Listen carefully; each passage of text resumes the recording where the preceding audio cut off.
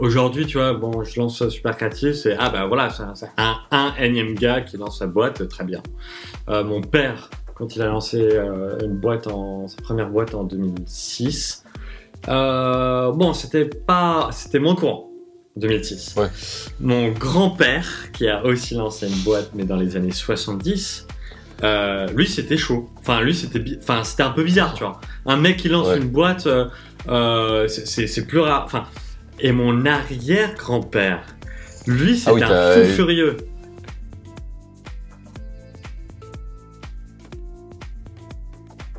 T'as dit à partir de 16 ans tu pouvais commencer à travailler. C'est quoi le format de... T'as dû créer une auto-entreprise à 16 ans, c'est quoi? Bah je peux pas dire. Non en fait, quand t'es en France et que t'es étudiant, tu peux facturer comme ça en dessous d'un certain cap. Seuil, ouais. J'avais fait mes recherches, ouais, un seuil. Il me semble que c'est 12 000 euros. Un truc comme ça. Ouais, mais en fait, c'est même pas forcément étudiant, hein, c'est pour n'importe qui, personne ne le sait, mais t'as pas besoin d'avoir une entreprise en France pour facturer. Par contre, t'as besoin d'avoir une entreprise si tu dois créer un compte en banque, spécial d'entreprise, si tu veux avoir un moyen de facturer pour d'autres entreprises et qui veulent défalquer la TVA, etc., t'es obligé. Mais en soi, si tu veux facturer à ton voisin le fait que tu vas lui faire, je sais pas, de la peinture, tu peux, tant que ce n'est pas ton travail principal. Alors c'est assez difficile, mais oui, c'est là où ça se joue là, quoi. Okay. Ouais, voilà. Okay. Mais si tu rends des services contre de l'argent, tu n'es pas obligé de faire une entreprise en France, et peu de gens le savent. Au début, j'ai plein de gens dans la communauté IndieMaker qui disent « je veux commencer un side project, ou je veux faire un peu de freelance à côté, je sais pas trop quoi en faire ». Mais en fait, t'es pas obligé. Il y a effectivement moins d'un SMIC par an, t'as pas d'obligation, et même je crois que tu peux aller jusqu'à 2 fois un SMIC par an. Si vraiment tu arrives à prouver que c'est anecdotique, c'est juste parce que ce que tu produis vaut beaucoup d'argent pour la personne, que tu peux le facturer cher, mais tant que ça reste anecdotique et que c'est vraiment pas ton travail principal, tu peux le faire. Mais c'est cool que tu aies fait tes recherches et que tu aies vu que c'est possible, parce qu'il y a plein de gens qui se disent ben non, c'est impossible, c'est trop chiant, et du coup qui se lancent pas à cause de ça. Après, moi, il faut savoir, qui revient souvent. J'étais bien aidé. Moi, ma mère est graphiste en freelance et mon père est entrepreneur. Donc, voilà, c'était pas ouf au sein de la maison ce qui se passait. C'était naturel. Genre, voilà, le fils il fait ça, bon. Ok. Ouais, c'est cool. C'est cool. Ouais. Je pense que c'est un truc que j'ai pas demandé. Est-ce que dans ta famille, t'as des gens qui sont entrepreneurs? Mais je pense que c'est un truc qui revient souvent. Tous les entrepreneurs que je vois qui sont le moins complexés par le fait d'entreprendre, parce que c'est un vrai complexe, on fight avec nous-mêmes, hein, souvent pour le pricing, pour plein de choses. Je pense que c'est des gens qui ont des entrepreneurs dans leur famille. Moi, je sais que c'est le cas. J'en ai deux. Ouais, c'est intéressant. Et je pense que c'est un truc qui revient souvent, parce que les gens qui en ont pas, souvent, créer une entreprise, ça devient compliqué. Tu sais, il y a beaucoup de barrières mentales à résoudre, tu vois, parce que tu vois que des gens salariés autour de toi, donc du coup tu crois que c'est que le chemin possible, et dès que tu sors de ça, tout le monde te dit « Ah, attention, où tu vas là ?» Ouais, mais ce qui est dingue, enfin moi, mon expérience, enfin ce que je sais de ma famille, du coup, c'est qu'aujourd'hui, tu vois, bon, je lance Super Créatif, c'est ah bah voilà, c'est un énième gars qui lance sa boîte, très bien. Mon père, quand il a lancé sa première boîte en 2006, bon, c'était moins courant, 2006. Ouais. Mon grand-père, qui a aussi lancé une boîte, mais dans les années 70, lui, c'était chaud. Enfin, lui, c'était un peu bizarre, tu vois. Un mec qui lance une boîte, c'est plus rare. Enfin, et mon arrière-grand-père, lui, c'était un fou furieux. Ouais. Une famille d'entrepreneurs sur 10 générations. C'est normal d'entreprendre chez les Isselman.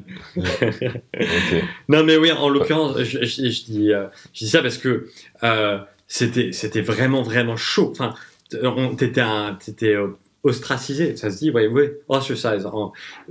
T'étais mis à l'écart. Hein. Ta famille, pas te reniait, mais t'étais le gars qui pouvait mettre toute la famille en ruine. En l'occurrence, ce qui s'est un peu passé dans ma famille. Enfin, pas une ruine, mais il y a eu des dettes à un moment. Enfin, des trucs, des sales histoires. T'as des risques. Alors qu'aujourd'hui, on s'en fout. Ce qui est cool, hein. Moi, je trouve ça bien. quand Oui, ça soit moins c'est compliqué. c'est un des trucs qui fait. Les gens qui vivent dans le milieu du CDI, qui sont entourés que des gens qui ont le CDI, c'est ça qui leur fait extrêmement peur, c'est qu'en fait, quand tu entreprends, tu peux tout gagner ou tout perdre. Mais, enfin, en tout cas, pour moi, de ce que j'ai vu, le risque en vaut la chandelle, quoi. Tu vas vivre quelque chose de ouf, et forcément, c'est un peu plus risqué, mais c'est comme. Ouais, mais je Je suis pas sais trop pas. d'accord là-dessus même. Parce que je pense que l'entrepreneuriat, c'est pas risqué. En fait, si t'es un bon entrepreneur, au contraire, tu prends pas de risques. Tu fais les choses qui sont pas risquées. C'est-à-dire, Oui, tu mets la chance en ta faveur. Enfin, tu minimises tout le temps tous les risques, tu vois, si t'es bon. Enfin, oui, c'est du plutôt ce coup, que j'allais dire dire, que c'est que tu minimises le l'entrepreneuriat, risque, c'est pas que t'en prends ouais, pas. ouais, oui. Mais en fait, c'est presque plus risqué d'être salarié parce que tu peux te faire virer du jour au lendemain, parce que t'as pas de capital qui s'accumule. Enfin, c'est ça Oui, le drame quand ces événements se passent, les Black Swan Events. Ces événements, tu t'y attends pas, puis le moment où tu t'y attends, qu'il se passe, bah, tu perds tout d'un coup. Bah, c'est pas forcément du coup le cas quand tu as monté ta boîte sur plusieurs années. C'est des choses que tu construis. En fait, ouais, ouais. je pense que ça paraît risqué pour plein de gens parce que c'est pas la norme. En fait, forcément, ce qui est la norme paraît moins risqué alors que c'est pas forcément la vérité, tu C'est vois. vrai, c'est Genre, ça, c'est ça. Ouais. tu prends des exemples avec l'écologie, ça se voit vachement bien. Mais ouais, du coup, pour plein de gens, ça paraît très risqué et du coup, c'est ça qui le rend très compliqué, je pense aussi. Mais oui, je suis d'accord avec toi. De tous les gens que j'ai vus qui ont entrepris, ils ont vécu des galères, mais ça va, globalement. Et même ça va mieux Tant que que t'es des pas gens en mort, ça CDI, quoi. va. Tant que t'es pas mort, ça va. Oui, Tu peux continuer. mm. Ok. Trop bien ce petit point sur l'entrepreneuriat, ça me faisait plaisir d'en parler aussi, donc c'est plutôt cool. Euh, Tu m'en as pas parlé, mais t'as fait quoi comme genre d'études? Puisque là, on arrive à tes 16 ans, t'as Une commencé à école de faire des... commerce. Ouais. ok. C'est étrange, vu que t'avais l'air vachement d'avoir une appétence pour le design et le graphisme. Ouais, c'est un peu Pourquoi étrange. Je sais pas trop. En fait, j'ai pas vraiment aimé mes études. Enfin, je faisais plein de choses à côté. Je lançais des Ouais, projets, des boîtes et tout. Donc j'ai pas l'impression que j'ai complètement profité. Enfin, j'ai profité de cette période de 4 ans où la société n'attend rien de toi, juste que ouais. d'étudier, en faisant d'autres trucs sur le côté. Mais ouais, enfin, je pense que j'aurais bien aimé faire un truc en design ou un truc en informatique ou un truc en philo. Enfin, je sais pas. Mais ouais, une école de commerce, pour moi, ça a du sens quand tu fais un MBA quand tu as déjà une expérience business. Là, t'es post-bac, tu connais rien sur Ouais, l'entreprise, tu vois, et on te parle de modèles. Enfin, moi, j'étais dans une école qui s'appelle ISAD à Barcelone, en Espagne, et ça fait partie de ces écoles où, tu vois, c'est des écoles classiques où ils te parlent de théorie toute la journée, ouais. et ça peut être hyper kiffant quand tu as déjà 10 ans en entreprise et que ça te permet de déchiffrer certains Tout ce que t'as vécu. comportements, ouais, plein de choses. Ça te donne un vocabulaire pour ce que. Mais quand tu sors du bac, enfin, c'est pas intéressant. Je sais pas. Oui, Ouais, ouais, là-dessus, je vois totalement ce je que tu veux dire. regretterais, hein, mais là, c'est pas ce que je conseillerais à mes enfants. Ouais. Et pourquoi toi t'as choisi ça à la base? C'était en parlant avec Parce tes que parents, c'est un avec... peu la discussion avec les parents, genre quel Ouais, type d'études ne te ferme pas de porte, bah, soit un G, soit une école de commerce. Ok, bon, d'accord. Ouais. j'ai Oui, que le choix, voilà, et c'est tout. ok. C'est intéressant ce point. Je crois que j'ai un peu eu le même... Ouais, la même chose avec tes parents. Ouais, bah ouais, forcément. Tous les parents veulent que tu essayes de pousser tes études au max parce qu'ils savent que ça donne des chances. Enfin, dans leur modèle mental à eux, c'est le meilleur bail possible. C'est pas forcément le meilleur en soi, mais Pour toi, en tout cas, ouais. ouais, pour toi, ça marche. C'est pour toi, mais pour eux, oui. Et moi, en fait, j'avais ma mère qui avait bien compris que faire de la théorie, ça me gavait foncièrement. Et du coup, elle essayait de trouver des choses qui permettent de faire des études longues tout en faisant beaucoup de pratiques. Et du coup, je tombais sur mon école donc, qui s'appelle Epitech, qui était pas parfaite, mais qui m'a permis d'apprendre par la pratique énormément. L'idée de l'école, c'est Ouais, tu pratiques, et à la fin, on ouais, je t'explique connais. comment tu aurais Ouais, dû faire.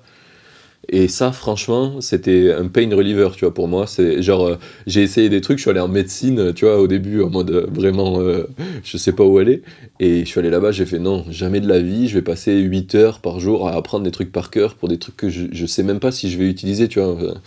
Enfin, c'était assez improbable. Et du coup, je suis tombé sur cette école et je me suis dit, ok, là, peut-être que je peux faire quelque chose. Parce que jusque-là, je m'étais dit que j'allais finir, tu vois, mon père, il a un restaurant avec un bar. Je me suis dit, je vais finir par bosser avec lui, à l'aider dans son entreprise. Tu vois, c'est le seul truc que je peux faire bien de ma life, quoi. Parce que les études, c'est pas pour moi.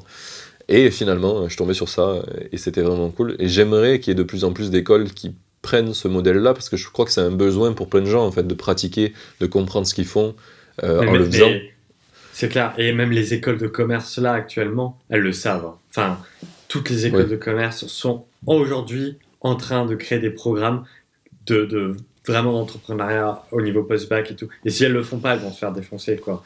Enfin, elles savent que ce besoin, il est maintenant Ouais, mais je pense que là, majeur. tout ce qui est l'éducation en ce moment, c'est un challenge énorme.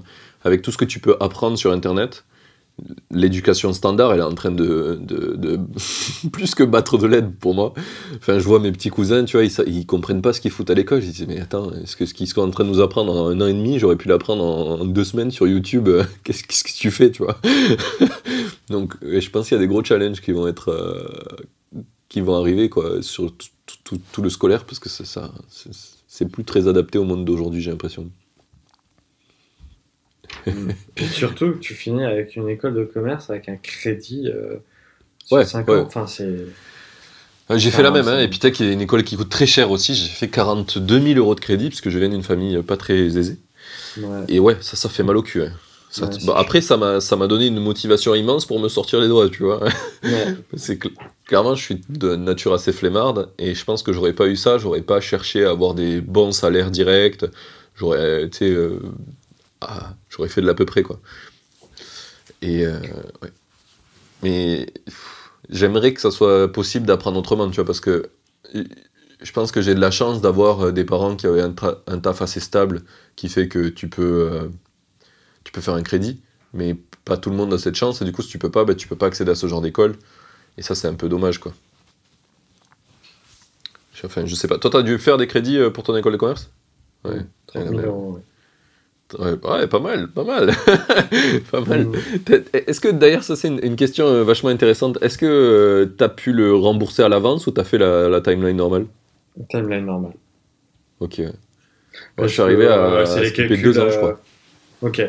C'est les calculs où en gros tu te dis, vu que c'est des taux très faibles, Ouais. plutôt que tout rembourser d'un coup, vaut mieux garder l'argent, réinvestir dans un autre truc que tout rembourser d'un coup qui finalement te. Enfin, c'est bien d'avoir un peu de dette, quoi. C'est ça Ouais, je le comprends, ouais. truc. Je comprends. Moi, je crois que c'est un truc qui m'a quand même freiné à entreprendre. Tu vois, au début, j'ai fait beaucoup de side projects. Et Mhm. pour devenir vraiment entrepreneur à temps plein, c'est un truc qui me faisait un peu peur parce que, tu vois, je me dis, si j'arrive pas à faire mes projets, c'est pas grave, tu vois, je vais chez ma mère, je vais chez un pote, machin, mais t'as quand même un putain de 1 000 € à payer par mois. Donc ça, c'était un peu hardcore.